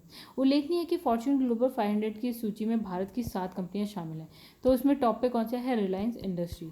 फिर इसमें लिखे फॉर्च्यून ग्लोबल 500। अब देखिए भारत की कंपनियों की बात तो 555 रैंक पे है। मतलब भारत में देखा जाए तो फर्स्ट नंबर पे होगी रिलायंस इंडस्ट्री, लेकिन वर्ल्ड में देखा तो वो 155 पे रैंक पे है। तो राजस्व भी आप यहाँ पे देख सकते हैं। 250वें नंबर पे स्टेट बैंक ऑफ इंडिया है, 212वें नंबर पे इंडियन ऑयल है, और 243 पे है oil and natural gas, and 348 पे है राजेश एक्सपोर्ट, एंड 357 पे है टाटा मोटर्स, एंड 394 पे है भारत पेट्रोलियम। चलिए आगे बढ़ते हैं। फिर इसमें लिखा है वर्ल्ड गिविंग इंडेक्स 2021। तो जून 2021 में चैरिटीज़ एंड फाउंडेशन द्वारा वर्ल्ड गिविंग इंडेक्स 2021 का 11वां संस्करण जारी किया गया। तो इसमें लिखा है 11वें संस्करण का नाम वैश्विक महामारी विशेष रिपोर्ट दिया गया। मतलब a global pandemic special report दिया गया। तो यह एक वैश्विक सर्वेक्षण जो निम्न 3 प्रश्नों पर आधारित। पहला, अजनबी की मदद। दूसरा, चैरिटी के लिए दान। तीसरा, संगठन के लिए स्वेच्छा से समय देना। फिर लिखा है WGI 2021 के अनुसार कोविड-19 महामारी ने विश्व भर में दान के चलन को और बढ़ा दिया। 2018 की भांति ही इस वर्ष भी इंडोनेशिया सूची में फर्स्ट नंबर पे। तो इंडोनेशिया के 10 में से न्यूनतम 8 लोगों को दान दिया। ठीक है, फिर इसमें लोगों ने दान दिया। मतलब अगर 10 लोग हैं तो 8 लोगों ने तो दान दिया ही है। तो USA, UK, कनाडा, आयरलैंड और नीदरलैंड जो विगत वर्ष की सूची में टॉप 10 में शामिल थे, इस बार टॉप 10 में शामिल नहीं है। अब लिखा ऑस्ट्रेलिया, न्यूजीलैंड ने शीर्ष 10 में यानी कि टॉप 10 में अपनी रैंकिंग बनाई। इसमें नाइजीरिया, घाना, युगांडा, कोसोवो जैसे निम्न आय वाले देश शीर्ष 10 में शामिल हुए हैं। बताइएगा इसमें लिखा है WGI 2021 में ब्रिक्स देशों में से केवल भारत ही जो है शीर्ष 20 देशों में शामिल है। तो कौन से स्थान पे भारत? 14वें स्थान पे। अब लिखा वर्ष 2021 की WGI रैंकिंग के अंतिम 4 देश जापान, पुर्तगाल, बेल्जियम, इटली हैं, जिनकी रैंकिंग 114, 113, 112, 111 है। चलिए, वैश्विक क्रिप्टो स्वीकार्यता सूचकांक 2021 चाइनालिसिस। ओके, तो गाइस यहाँ पे जो है इसको जारी कब किया गया? तो अगस्त 2021 को। ठीक है, तो 2021 में ब्लैक चेन डेटा प्लेटफॉर्म चाइनालिसिस द्वारा जारी किया गया। तो इसका जो है पूर्ण संस्करण अक्टूबर 2021 में जारी किया गया। तो सूचकांक के इस द्वितीय संस्करण में 154 देशों को शामिल किया गया। तो इससे पूर्व 2021 में क्या इसका पहला संस्करण प्रकाशित हुआ था। अब 2020 से 2021 के मध्य की अवधि में क्रिप्टो करेंसी की स्वीकार्यता का विश्लेषण करता है ये सूचकांक। ठीक है, तो उपयुक्त अवधि में वैश्विक स्तर पर विगत वर्ष के मुकाबले क्रिप्टो करेंसी स्वीकार्यता में जो है 880% की वृद्धि हुई। मतलब अब ये जो क्रिप्टो करेंसी है तो देश स्वीकार कर रहे थे। इस सूचकांक में जो भारत जो है 0.37 स्कोर के साथ क्रिप्टो करेंसी अपनाने की उच्चतम दर वाले 20 देशों की सूची में दूसरे स्थान पर है। ठीक है, जबकि पहले स्थान पर वियतनाम, तीसरे और चौथे स्थान पर कौन कौन है? Pakistan and Ukraine. मतलब फर्स्ट नंबर पे है वियतनाम, राइट, दूसरे स्थान पर भारत, तीसरे स्थान पर पाकिस्तान एंड फोर्थ नंबर पे यूक्रेन है। तो इस सूचकांक में यूएसए और चाइना का स्थान क्या है? 8वां है और 13वां है। चलिए आगे बढ़ते हैं, इसका लास्ट पेज पढ़ लेते हैं। इसमें लिखा है 12 मई 2022 को फोर्ब्स द्वारा जारी सर्वाधिक कमाई करने वाले एथलीट 2022 की सूची में शीर्ष पर कौन है? Lionel Messi. और इसमें लिखा प्रधानमंत्री स्ट्रीट वेंडर्स आत्मनिर्भर निधि को कब तक के लिए बढ़ा दिया गया है? ठीक है, तो वो हो गया आपका दिसंबर 2024 तक के लिए। किसने विश्व के पहले क्रिप्टो समर्थित भुगतान कार्ड को लॉन्च किया? तो इसमें है नेक्सो एंड मास्टर्स कार्ड ने। फिर लिखा है ग्लोबल लीडर अप्रूवल रेटिंग्स में किस नेता ने शीर्ष स्थान प्राप्त किया? तो प्रधानमंत्री नरेंद्र मोदी। अब इसमें लिखा है ग्लोबल लीडर अप्रूवल रेटिंग कौन जारी करता है? तो ये कौन करता है? Morning consult. ओके, फिर है Hurun global health care rich list 2022 में शीर्ष स्थान पर, तो साइरस पूनावाला, ये है 26 बिलियन अमेरिकी डॉलर के साथ। तो प्रधानमंत्री मोदी द्वारा लॉन्च भारत के प्रथम डेयरी सामुदायिक रेडियो स्टेशन का नाम दूधवाड़ी। फिर लिखा है पूर्ण रूप से प्लास्टिक वेस्ट न्यूट्रल बनने वाली पहली भारतीय कंज्यूमर गुड्स कंपनी कौन सी बनी है? डाबर इंडिया। फिर इसमें लिखा है डाबर ने किस राज्य में पर्यावरण बचाओ अभियान शुरू करने की घोषणा की? हिमाचल प्रदेश। नाबार्ड ने प्राकृतिक खेती को बढ़ावा देने हेतु किस कार्यक्रम की शुरुआत करी? कार्यक्रम का नाम है जीवा। तो जीवा नाबार्ड के किस कार्यक्रम के तहत कई परियोजना का समामेलन है? वाटरशेड कार्यक्रम के तहत। फिर है क्रिसिल की रिपोर्ट के अनुसार भारत की जीडीपी विगत 2023 में कितने प्रतिशत तक बढ़ने की उम्मीद है? तो 7.8%। श्रीलंका ने मौजूदा ईंधन की कमी से निपटने हेतु किस देश के साथ समझौते पर हस्ताक्षर किया? तो भारत के साथ। किस देश ने संघीय कॉरपोरेट कर शुरू करने की घोषणा की? तो संयुक्त यूएई। ठीक है, किस बैंक को डिजिटल परिवर्तन के लिए डिजिटल ट्रांसफॉर्मेशन अवार्ड 2021 पुरस्कार से सम्मानित किया गया? कर्नाटक बैंक। फिर लिखा है यह पुरस्कार किसके द्वारा दिया जाता है? तो भारतीय उद्योग परिसंघ के द्वारा। प्रधानमंत्री किसान संपदा योजना की अवधि को वर्ष 2021 से 22 से बढ़ाकर कब तक कर दिया गया? तो इसमें है 2025-26, यानी मार्च 2026 तक। ग्लोबल डिजिटल स्किल्स इंडेक्स 2022 किसने प्रकाशित किया? तो सेल्सफोर्स। फिर इस इंडेक्स में शीर्ष पर कौन है? भारत। किसने digital platform spice exchange India launch किया? तो एचडीएफसी बैंक और स्पाइस बोर्ड इंडिया ने। लिखा है खीरे और ककड़ी का सबसे बड़ा निर्यातक देश कौन सा है? तो भारत। वह निफ्टी इंडिया डिफेंस इंडेक्स को किसने लॉन्च किया? तो यह है एनएसई इंडिसेस। फिर इसमें लिखा है प्रथम वैश्विक साइबर सुरक्षा आउटलुक रिपोर्ट 2022 किसने जारी की? तो WEF यानी वर्ल्ड इकोनॉमिक फोरम ने। विश्व आर्थिक मंच की वार्षिक बैठक कहाँ प्रस्तावित है? तो है दावोस क्लोस्टर्स स्विट्जरलैंड 22 से 26 मई 2022। इसकी थीम बताइए। तो इसमें लिखा है वर्किंग टुगेदर रिस्टोरिंग ट्रस्ट। फिर लिखा है किस देश ने विश्व आर्थिक फोरम दावोस एजेंडा 2020 में P3 मूवमेंट का प्रस्ताव रखा? भारत। P3 मूवमेंट क्या है? Pro planet people. फिर लिखा है किसके अनुसार भारत 2026 तक इथेनॉल मांग के संदर्भ में विश्व का तीसरा सबसे बड़ा बाजार बन जाएगा अंतर्राष्ट्रीय ऊर्जा एनर्जी यानी कि IEA के रूप। फिर इसमें लिखा है राष्ट्रीय खाद्य तेल ऑयल पाम मिशन पर व्यापार शिखर सम्मेलन 2021 कहाँ आयोजित हुआ? हैदराबाद में। केंद्र ने सोया मिल को आवश्यक वस्तु घोषित किया 30 जून 2022 तक।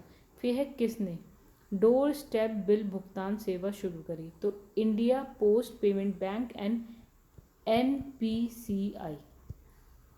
सीमा पार सौदों के लिए कानूनी कार्रवाई पहचानकर्ता को कानूनी इकाई पहचानकर्ता को किसने अनिवार्य किया? तो भारतीय रिजर्व बैंक ने। कानूनी इकाई पहचानकर्ता क्या है? तो 20 अंकीय संख्या है ये। कानूनी इकाई पहचानकर्ता हेतु पात्रता 50 करोड़ रुपए या उससे अधिक पूंजी के सीमा पार सौदे हेतु। आत्मनिर्भर भारत रोजगार योजना के अंतर्गत लाभार्थियों की सर्वाधिक संख्या वाले शीर्ष 3 राज्य कौन कौन से हैं? First number Maharashtra, second Gujarat and third number पे कर्नाटक। भारत में कुल पूंजीकृत इलेक्ट्रॉनिक वाहन में शीर्ष स्थान पर कौन सा राज्य है? तो उत्तर प्रदेश है। उत्तर प्रदेश के बाद पंजीकृत ईव में शीर्ष राज्य कौन से हैं? दिल्ली, देन कर्नाटका, देन बिहार, उसके बाद है महाराष्ट्र। तो किस देश ने टीथर क्रिप्टो करेंसी के उपयोग को मंजूरी दी? तो ये हो गया हमारा पड़ोसी देश म्यांमार। प्रधानमंत्री कृषि सिंचाई योजना के क्रियान्वयन को कब तक के लिए मंजूरी दी गई? तो वर्ष 2021 से 26 के लिए। फिर है spices statistics at a glance 2021 नामक रिपोर्ट का विमोचन किसके द्वारा किया गया था? कृषि एवं किसान कल्याण मंत्रालय के द्वारा। यह आरबीआई ने किस बैंक को अप्रत्यक्ष कर एकत्र करने के लिए अधिकृत किया? तो किसको? आरबीएल बैंक को। ठीक है। यानी हाल ही में चर्चा में रही दुर्लभ चाय कौन सी? मनोहरी गोल्ड टी का संबंध किस राज्य से? तो है आसाम से। तो गाइस देखिए ये वाला पार्ट यहीं पे होता है ख़त्म। इसके बाद जो हमारा नेक्स्ट पार्ट होगा वो होगा आपका वैज्ञानिक परिदृश्य। चलिए इंटरेस्टिंग पार्ट होता है। तो गाइस अगर आपको वीडियो पसंद आए तो वीडियो को करिएगा लाइक एंड चैनल को अभी तक सब्सक्राइब नहीं किया है तो चैनल को सब्सक्राइब कर लीजिएगा। और जो है आप वीडियो को शेयर करिएगा अपने दोस्तों में जिनको भी इंटरेस्ट हो इस बुक को पढ़ने में। एंड कमेंट करके ज़रूर बताइएगा गाइस कि आपको वीडियो कैसी लगी और भी कुछ सजेशन आपको अपनी तरफ से देने हो तो।